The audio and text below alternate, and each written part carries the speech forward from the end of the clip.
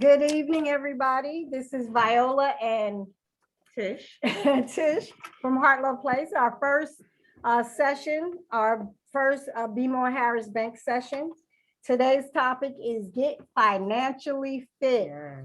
It's my pleasure to introduce to you today Mr. Jamal Washington.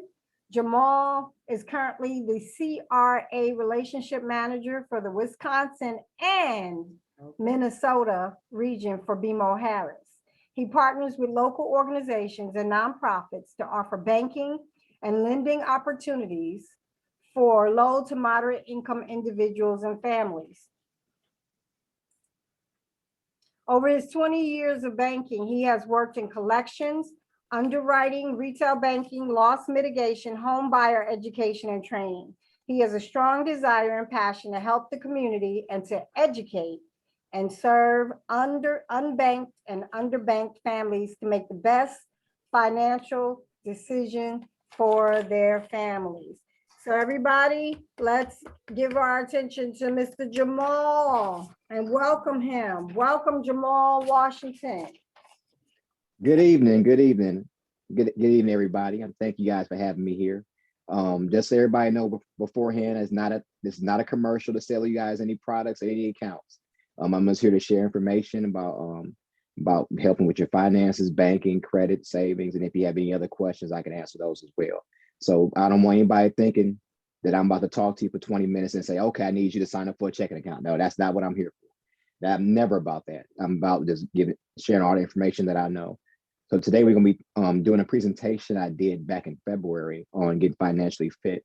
And we thought it was a good thing to share right now. So let me go ahead and share my screen. Especially with those stimulus checks coming in, right, Mr. Oh yeah. Because the reason they gave it to us and you saw the stock market go up because they want us to put the money right back in. They gave us the stimulus money for us to spend it.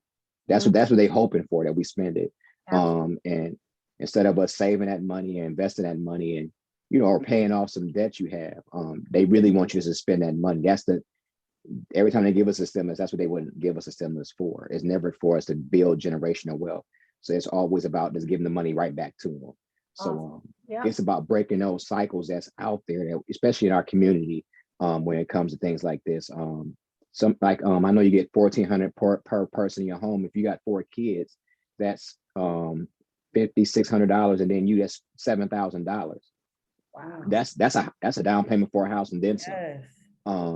So it's a lot of opportunities out there that we don't know about. That's when I come in and just try to share everything I know, whatever resources I have, and just so we can take advantage of some of these opportunities out there instead of we hearing about it a year down the line. Well, we appreciate you. I want to just real quick say hi to Miss OB. How are you, Miss OB? I'm good. How are you guys today? We're good. We're good.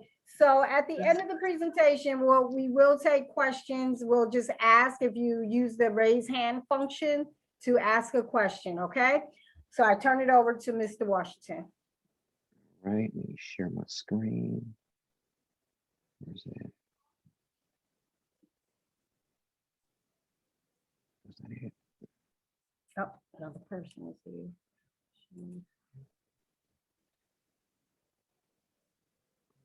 Okay, I just gotta bring up my PowerPoint. We'll share screen.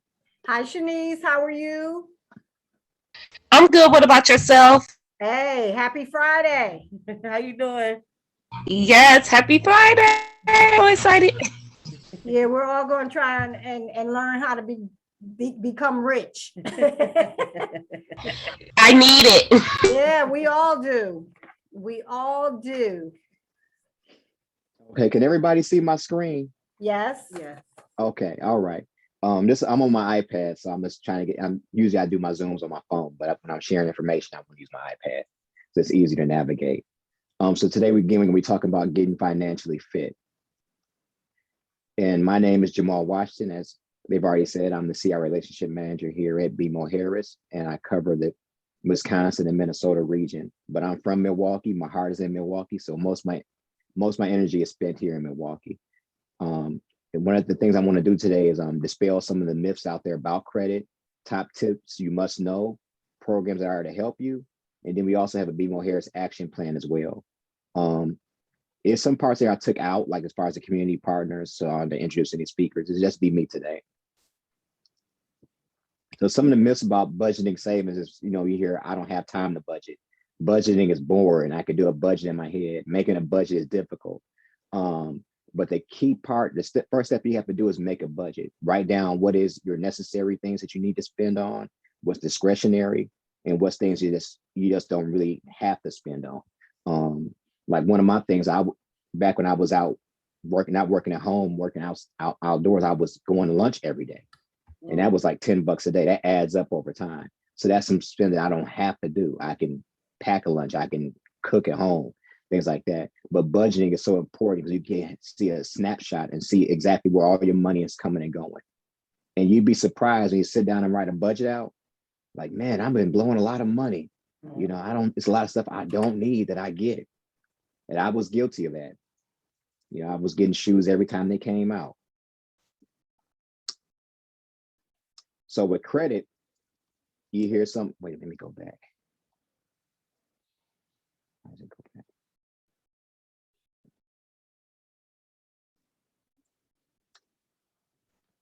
My apologies, I skipped the screen. Let's see, go back. Well, I'll just start here, how to build a budget. The first step you want to do is get organized. Locate and organize all your financial documents, whether that's any bills you have coming out each month, the statements, bank statements, anything that you may have to help you with that budget. And then list your income. You want to list out your net income, what you're bringing in after taxes. I know when you go to apply for a loan or you're looking at anything like that, they look at your gross income. But as far as for making your budget, you want to look at your net income. What is it that you actually bring home after taxes? And then you want to list your expenses, how much money you spend each month, whether that's for rent or your mortgage or for food. I go to church every week. I pay my tithes. I make sure God gets his, so I put my tithes in there. That's not a discretionary. That's a must. That comes up before everything. Also, you may have medical expenses. You want to list every expense you have on there, and then list your savings. How much money are you setting aside for savings each month? And then your debt. How much money is owed to creditors? Whether that's credit cards, whether that's a car loan, whether that's a personal loan, whether that's a mortgage. You want to list all of those things out. And we already talked about this one, gross and net income. Again, gross income is the amount of money you have before taxes, before anything is taken out, before your medical insurance or dental insurance or anything like that. Before, that's what you get.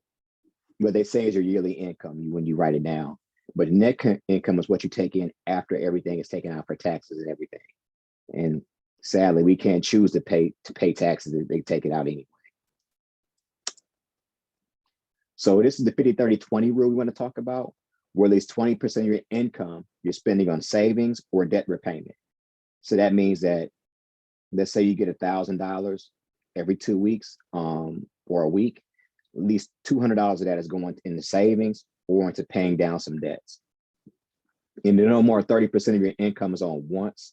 So, nobody needs a new pair of shoes every month or every other week. I was guilty of that. Nobody needs to get a new outfit every week or every month or anything like that. Some things you don't have to get. You don't have to get the frosted flakes. You can get the McFrosties, whatever they call, the generic version. So you can look at your wants and you can break it down. So no more your 30% of your income should be on wants.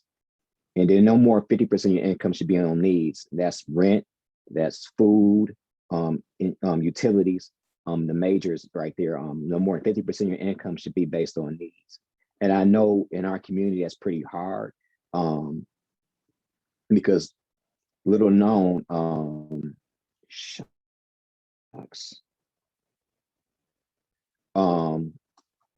the rents in our area is most of the time predatory. If you compare the rents in the inner city compared to the rents in Tulsa or the rents in anywhere else, our rents are substantially higher based on the area. So it's really important that once you get that budget down, that you get on to looking at home ownership. Instead of you paying $1,000 for rent, you can be paying $600 and you own that house. And that's also how you can build that generational wealth as well. And then this is the categories method when it comes to budgeting. And it's a more detailed breakdown in percentages of the categories, whether that's for housing or utilities. or for groceries or transportation, debt repayment, dining out, car insurance, clothing, entertainment. And then you want to set goals. You have short-term goals, which will be accomplished in a few months or over 2 years. Let's say you want to save up because you want to buy a new car. You say, I want to have a goal to have this much money saved up to buy me a car, whether that's in cash or a down payment towards that vehicle. And then medium-term goals that can be accomplished in 2 to 5 years. So let's say you want to save up for a down payment for a house, or there's something that you really want to, you say, I want to save up to pay off my student loans, or I want to save to go back to school. And that could be a medium-term goal or a short-term goal. And the long-term goals are things that can be accomplished in more than 5 years. That's retirement, or let's say you want to save up for your kids to go to school. Those would be your long-term goals. So there's 2 strategies for paying off debt. You have the Avalanche Method and you have the Snowball Method. With the Avalanche Method, you're going to list all your debts from your highest to your lowest interest rate. So most time, the highest interest rate is going to be a credit card. The lowest interest rate is going to be a home loan or auto loan. And then you're going to pay off whichever was the highest interest rate first. And then with the Snowball Method, what you're going to do is list all your methods from smallest balance to the lowest balance. And then you just go in and pay off the smallest balance first until you get to that largest balance. And you just want to make sure your monthly minimum payments are met for each category, whether you're doing an Avalanche Method or the Snowball Method. And so this is an example of it when you see the debt repayment strategies between the Avalanche Method and the Snowball Method. You see that major credit card has a 26% interest rate with a balance of $3,000. With the Avalanche Method, you're going to be paying that one off first. In the Snowball Method, when you're going to be paying off the debts with the lowest balance, you'll be paying off that retail credit card first because it has that $800 balance. Then you'll be going to the personal loan, then the major credit card, up to the student loan.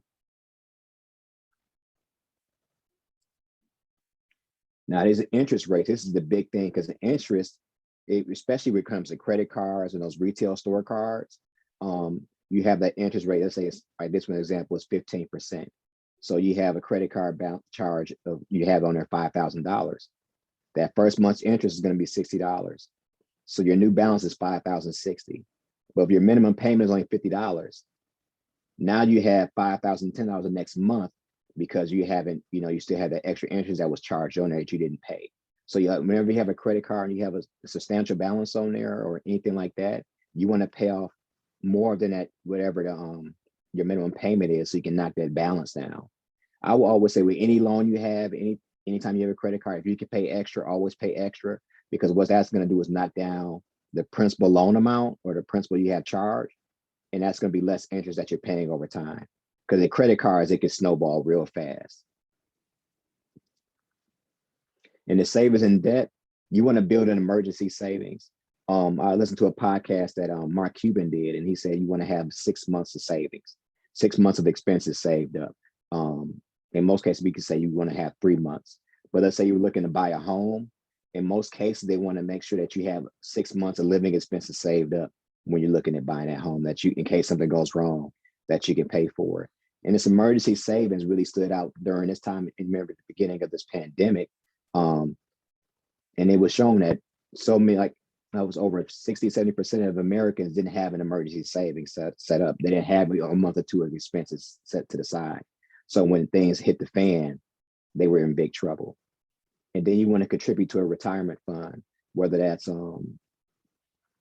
through your job, or if you go set up an IRA with your credit union or your local bank. And then you want to pay down your debts. Again, we were just talking about the importance of emergency savings. The average emergency financial shock is $2,000. You got these nasty potholes out here. If you hit it the wrong way, you might have a major car repair come up. Now, if you pay for that with a credit card, you're gonna be looking at that balance on there, and you got to pay that off right away. Otherwise, that interest is just accruing. But if you have that money set aside for yourself, you can just go into the emergency account you have and pay it. And again, you want to have 3 to 6 months of living expenses. So to maintain your financial strength and health, you want to have daily, weekly, and monthly check-ins. Look at what you're spending. If you write it down, I was listening to a success podcast, and it said for them to get their finances under control, what they did for a month They took a notebook everywhere they went and they wrote down everything they spent. Even they spent $1 at the vending machine, they wrote it down in this notepad. And it really, when they looked at that notepad after a week, it really shocked them like where their money was really going, because you see it right there in that paper. And then you can either meet with a financial institution representative to talk about how you can build financial strength to get stronger in your finances, and then discuss personal finances with the financial planner. But I will always say, go, every month, look at your budgets. You may have to change your budget based on certain things that have come up. Now, a credit report is a snapshot of your credit profile, including your credit history. It helps lenders, as well as you'll see not only financial institutions use it, but if you're going to apply to rent somebody's house, they're going to look at your credit report. Sometimes your employers look at your credit report. They want to see if you're trustworthy. They want to see if that's your reputation is right there in that credit report as far as when it comes to your finances and how you handle those. Now, a credit score is a 3-digit rating that tells a lender how likely you are to repay a debt. So if you're going to a rent, go looking at a rental property, you're not gonna look at your credit score, they're just gonna look at that credit report. Less than 579 is poor. Between 580 to 669 is fair. It's 670 to 739 is good. These are just informational purposes only. These aren't exactly how you want to be. I would say the better you are your credit score, the higher you are, the much better you are, because that way you have less interest you have to pay because you get smaller interest rates. Maybe a chance you had to put down a lower down payment, whether that's you going to buy a home. It's a smaller down payment for you. Also with the better credit score, what it does is open up more. Let's say you're looking for a home, it opens up more loan options for you. You can pick and choose what you want to have, which program you want to go with. So strategies to improve your credit. With credit cards, you want to use less than 30% of your available credit. You want to keep that ratio under 30%. So let's say you have a $1,000 credit card. You want that credit balance to always be $300 or lower. If not, you want to pay, and then you want to pay it off every month. And do not max out your credit cards. If you max out your credit card, you're going to see that your score go down very quickly. And then once that score goes down, it's a lot harder to bring it back up. Pay your bills on time. Pay off your credit cards, your bills each month in full if possible. Not only does that help improve your credit, but you're saving money in the long haul because you don't have to worry about paying all that interest that comes with the credit cards. Do not apply for multiple loans or credit cards at the same time, because it makes it like something's going on. When they look at that, they see all those inquiries on their credit report. They can lower their score between 5.6 points with each inquiry, and they stay on your credit for a while. But when they look at those, they say, okay, this person was they must have been thirsty for credit or something. They've been trying to get something. Maybe they aren't in the best position possible. So it may make them hesitant with lending you money. Also, let's say you go to a car dealership. I just did this and I paid the price for it. But whenever you go to a car dealership, this is one thing they don't tell you, is that they'll always be able to find you. If they can, they're going to find you a lending opportunity. They'll go to 10, 20 banks they have to. Because what they'll do is, the reason why the car dealership always make sure you get a loan, you go through them, is because every month that you make a payment, they get a percentage of that interest back to them. The bank does that, or a financial institution does that, to thank them for giving them business. So your best bet will always be to get pre-approved with your credit union or bank before you go get a car. That way you don't have to worry about paying extra interest. It's only about, it doesn't affect you, like you're not paying extra money out of it. But what happens is the bank just gives them a kickback from the interest that they're getting. So they're going to make sure that you get a loan. If they have to go to 20 banks, that means that's 20 different people look at your credit, and that's 20 different inquiries on your credit. They're going to do that. Make a financial plan or debt management plan that reduce debt. With the stimulus coming in and your taxes coming in, pay off whatever debt you have if you can, and go from there and save money and create and follow a monthly budget. And then review your credit report for accuracy. You'd be surprised how many things on your credit that shouldn't be there. And if you never dispute it, it's just going to be sitting there.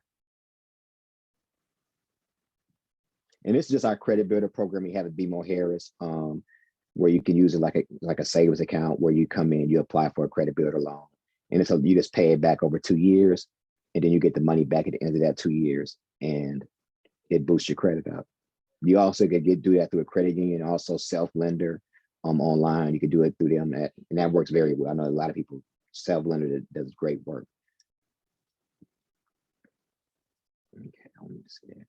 And this is also a free service through Riverworks. They have a financial navigator where you can call them and they can help you go over your finances and also direct you to other resources that are out there to help you whatever problem you have, and whether that's with housing, or let's say you have some credit card debt or something, or even with student loans or anything like that. They can taxes. You can give them a call at that 414-882-7440, and they can direct you to the proper resources for you and come up with a plan for you. And it's free and confidential. It's free for them to do that. So with the BMO Harris action plan, the first thing you want to do is make a budget. And I can email you guys a sample budget out to you. Then you want to list down all your income and your expenses. You can get your free credit report, and you can go to annualcreditreport.com, and it's still within because we're in the pandemic. What they've been doing is allow you to pull it as many times as you need to. Prior to Corona, you can get one free credit report from each credit bureau every year. So you can get one from TransUnion, one from Experian, and one from Equifax. So what most times they do is say pull one every 4 months, pull Equifax for 4 months, and then 4 months later pull your Experian. Then 4 months later pull your TransUnion, and look at those and see if there's any inaccuracies on there. But now during Corona, you can do that as many times as you like, and then use resources and tips to save money. You can attend classes that tell you how to save money. Top 50 savings tips. You can also talk to me. I can set you up with some programs that'll help you as far as saving money. But make sure you always keep a budget as well, because that budget is going to leave you really going to see where your money is going to. So I'm going to stop sharing my screen. This is my contact information. If you want to talk to me, ask me questions, jamal.washington@bmo.com. And then my phone number is 414-882-9769. So, Mr. Washington, my head has exploded a couple of times based on the information you just shared, especially the one about the auto dealers making money off your loans. I never even knew that. Yeah, I worked in collections and for 8 or 9 years, and you can learn a lot working in collections. I was scared. I didn't have nothing in my name until I was like over 30 because I was scared from working in collections. Wow. But what they do was every bank does this. Most every bank does this. Is they give you, like, what they'll do is when they collect interest from your monthly auto loan payment, what they do is kick back some of that to the dealership as a thank you for them giving them the loan. It's not you're not paying extra for it, but that's what a dealership will work so hard. That's why they have a finance department in-house. So let's say you have a 6-year or 5-year car loan. Every month you making that payment, they're getting a little bit of money each month, whether that's $20 one month, it might be $1 near the end of it, but that's money they continue. With a to give you. lease? Is it the same with a lease? I don't know about leases. I don't know about leases, but I know that's what I found that out when I started training collectors. Well, we're going to open the floor for questions. Does anybody have a question? Raise your hand. It was like whoosh. That's a lot of That's information. a lot of good Or if info. not a question, even some feedback on some of the information that he shared. I know, excuse me, for me, one of the things I started doing to help me save is I opened another bank account that I never go to. It's actually like at a credit union. So it's not something that I can easily access the money. And I have it's coming straight out my check. So my payroll check. So I never miss it, because I believe, like you said, if you have a major something happens and you got to pay, like last year, my furnace went out. That was $800. And thank God I had that side bank account, because I had $800 sitting there that I could just pay for it. So that is a good idea. Has anybody ever done something like that before? Miss OB, Miss Shanice? I hid money for myself She said she hid money from her. and find it years later, and it helped with a couple of bills due to COVID, but Right. I never really thought about opening up a separate checking account. Yeah, it's actually a savings account. And like I said, it only works if it's not easy for you to access the money. Like I don't have an ATM card for it or anything. Money just goes straight in there. And then my mortgage was due and somehow my checking account was short. So I took $600 out of that account, put it in the other account, paid my mortgage. As soon as my paycheck came in, put the $600 back. So you got to pay yourself back too. When you take money out of that secret account, then you got to pay it back too. Also, you want to look at any kind of fees you're getting charged at your bank. Let's say you have a monthly access fee of $10. That's crazy. Be paying that much for them to hold your money.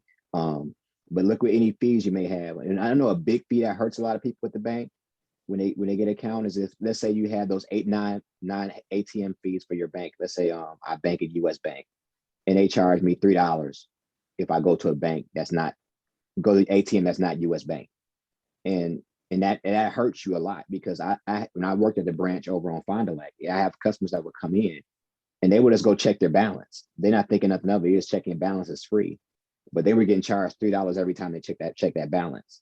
Wow. And if your money hasn't been deposited by Friday night, you don't have to check it the rest of the weekend. It's not going to be there. Right. So I know it happened with a lot of people. And I know what hurts a lot of people is when they go into the bank and talk to them, they don't ask the questions.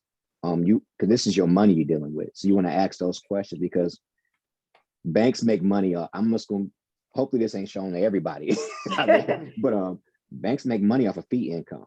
Of course. They say in that way they want you to overdraft your account because they getting that money. They count that as income, and they use that money you're putting into the bank and they use that to lend money. And if you have a savings account with your emergency savings in there, once you get to about $5,000 or $6,000, you pretty much want to start looking into an investment account. Any other money you want to put in, you want to invest, whether that's in the stock market, whether you get an IRA, or whether you just put in a CD. Because savings account, the interest rate you get on that is minimal. Right. You can have $10,000 in the bank. You may get $5, $10 at the end of the year off of that. And if you just put that in a mutual fund, you would have got at least 5% interest during that whole year. So anytime can you tell us a little bit about what a mutual fund is? Can you explain to people? It's different kinds of mutual funds, but some of them are based on like government bonds. They just put them into like a fund where it has like a different, it pulls from different municipal, government, and city bonds all in one, or some ETFs they have in there where you just put that money in, it brings you an estimated return around. It depends on the mutual fund, maybe 3%, 5%, but it's going to be making you a lot more money than a savings account will. Right. But once you get to like 5,000, do you have to not touch it for a specific amount of time? I would advise not to touch it because the best thing with those is that money, you get compounded interest with those. When you have those investment accounts, the money is compounded interest. With a savings account, depending on what kind of savings account you have, you usually get interest every quarter or every month. But when you have those funds, that interest is compounded. So it's always, you're getting money on top of the interest that you already get. It's like the credit card, except for it's working for you now. So Mr. Washington, go ahead, Shanice, you had a question? No, yes. I was going to have a question. How much do you think that we should be putting inside the savings account? I know 3 of my children already have a savings account, and I put money in for each paycheck. But it's kind of hard to figure out like how much an adult should be putting in their savings account, putting up for savings. You want to have between 3 to 6 months of living expenses, whatever like when you do your budget, whatever your expenses are per month. You want to try to have a savings account with 3 months of that in there. So that way, in case anything ever happens, you have something to fall back on instead of having to go to the credit cards or go to anything like that. You have something to fall back on. So it depends per individual what your limit, what your monthly expenses would be. Good question, Shanice. So basically what he's saying is it depends on the person. I mean, you got to build up to that 3 months of savings so that you can survive. But it's a good question. And I think what he said earlier about doing a budget, if you do a budget, that'll help you figure out what you can actually put to the side every month. Once you kind of see what your expenses are, in comparison to your income, and then what you're left out over with, then you can begin to say, oh, okay, every month I could put an extra $50 or $100 or $200 into another account or into that emergency fund. Right, Mr. Washington? And one thing I did after I read that about writing down what you spend, I know on payday I eat good. I don't just eat. I don't go get Popeye's $5 deal on payday. I'm eating somewhere good. I might eat somewhere good every day that weekend. But when I wrote that down and looked at how much money I was spending, that's just on one weekend. It was like, wow, this is so, if you can do it for a week, write down everything you're spending and, it'll really blow your mind. I've been doing it since this, and it's bad. And them Starbucks coffees, y'all, they Waste of cost money. $5, $6. Get your own coffee. Make your own coffee at home. Even stopping getting a $2 coffee at Dunkin' Donuts adds up every day. Like, it's crazy. Any other questions from anybody? I do. I have so it says closing credit cards helps improve credit health, and it says let's dispel some myths. So if I have credit cards and I get them down, like I don't want to keep using them though. So I would say I wouldn't get rid of it because when you close that account, it's no longer accounting for you. So if you have it at zero balance, it's still because your credit agents they're looking at too. How long have you had credit? And how long have you managed your credit? So if you pay down your credit card, I would say just put it up where you don't spend it, use it no more, and just keep it on there because it's still gonna be reporting to your credit report every month as being paid because there's no zero balance. Oh, okay. Yeah, but So what if there's no activity in 6 months? Doesn't that go against you? That won't go against you. Now sometimes the creditors might close the card out because you're not using it. But if they're not closing it out, I would just keep it open with that zero balance on there because it's helping your credit. Or even if you just use it to buy gas and then just pay it off every month. Okay, that makes sense. And then don't make the mistake like I did. I used to have every credit card you could name.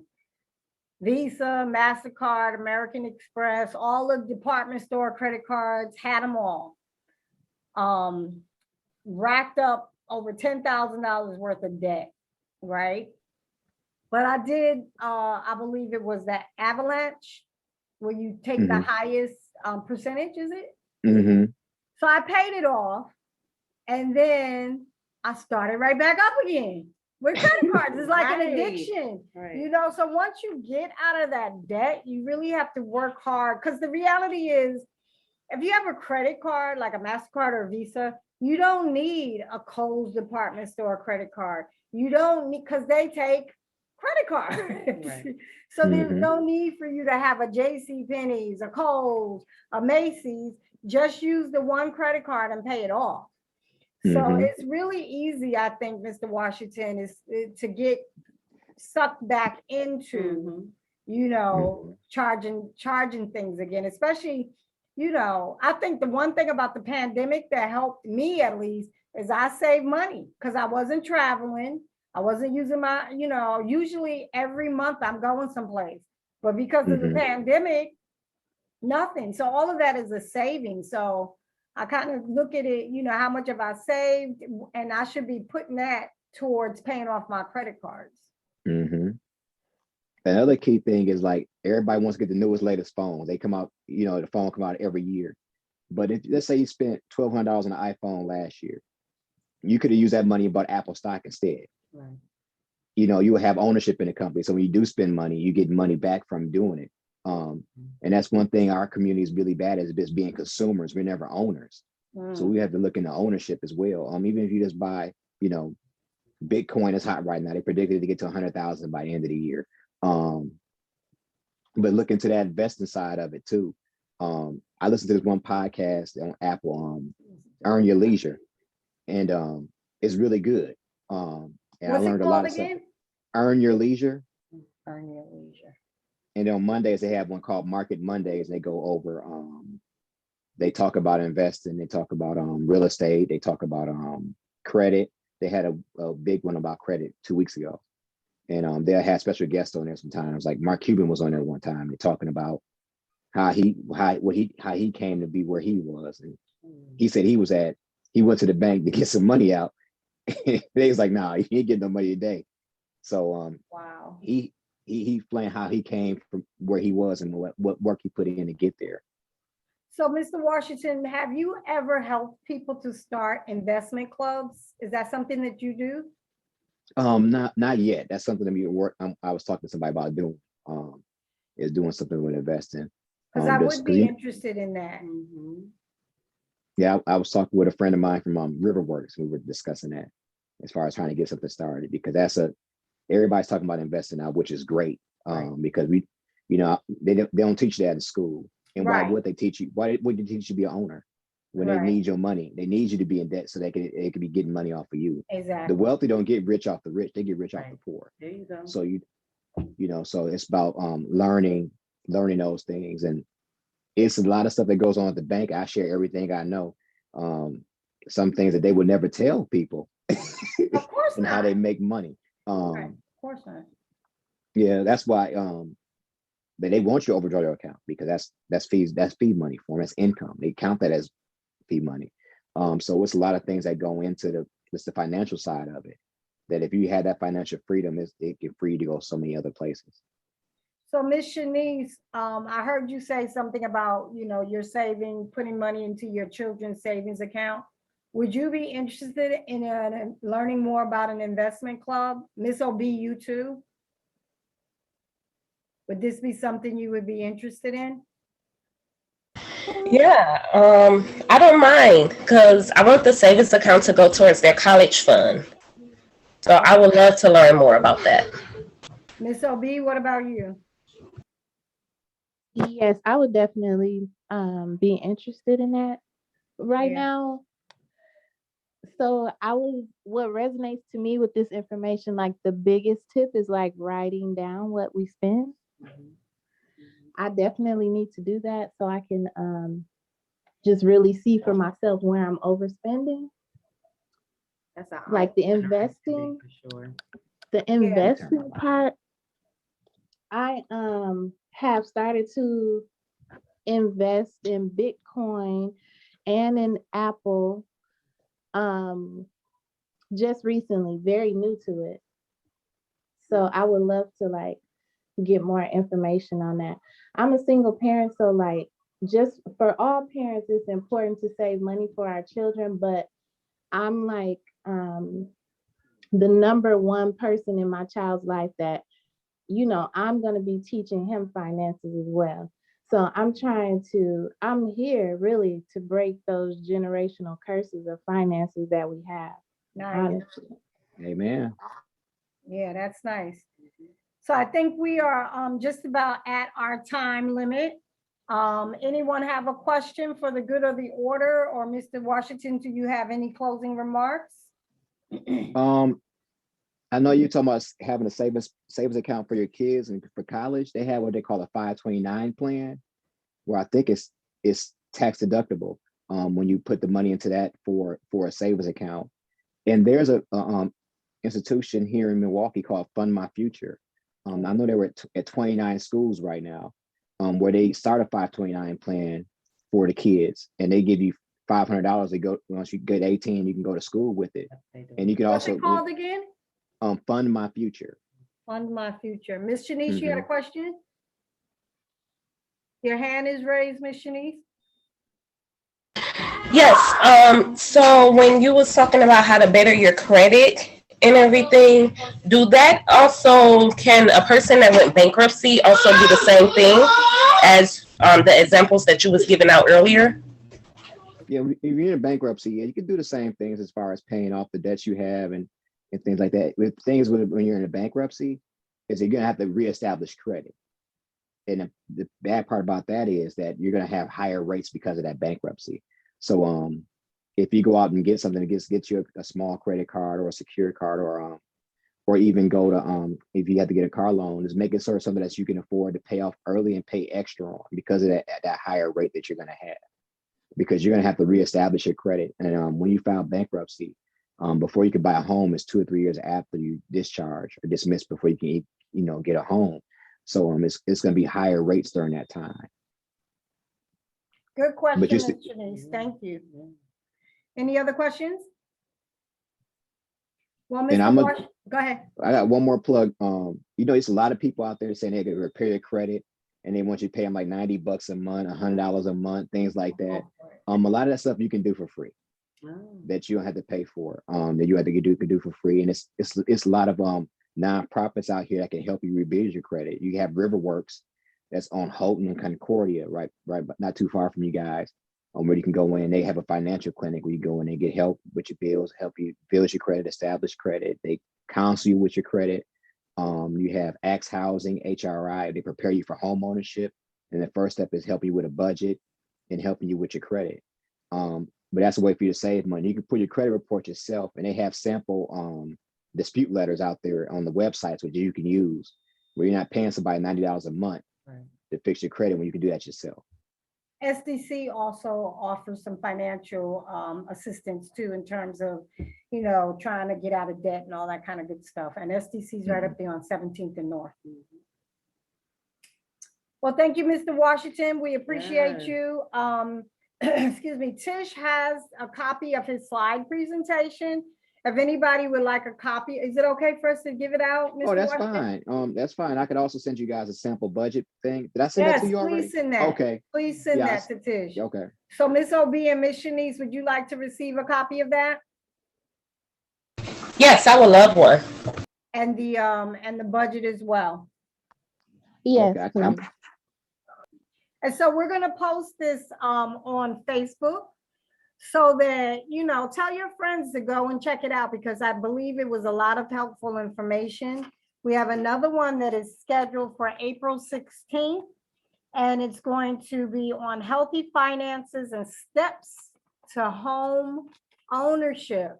I just became a homeowner 4 years ago, and it was the best decision of my life. I was paying almost $900 a month for rent for something that I did not own. And you calling the landlord to come fix stuff and they taking their time. I pay $500 a month for mortgage now. Granted, if something go wrong, it's on me, but I think in the long run, it's a better deal because it's mine and it's an asset. So that's going to be a good one. So mark your calendars, April 16th, healthy finances and steps to home ownership. Thank you, Mr. Washington, for coming. Thank you, parents, for showing up. We appreciate you. Thank you guys for having me. I appreciate it. Are you doing the next one too? Yes, ma'am. Okay, awesome. Good job. Thank Thank you. you. Have a good weekend, everybody. All right, you guys. Yes, before you go, I love your hoodie. Oh, thank you. Thank you. Everybody loves that hoodie. Everybody love that hoodie. You better start selling it. Get you some extra money on the Oh, side. my friend, she sells them. So I got them from her.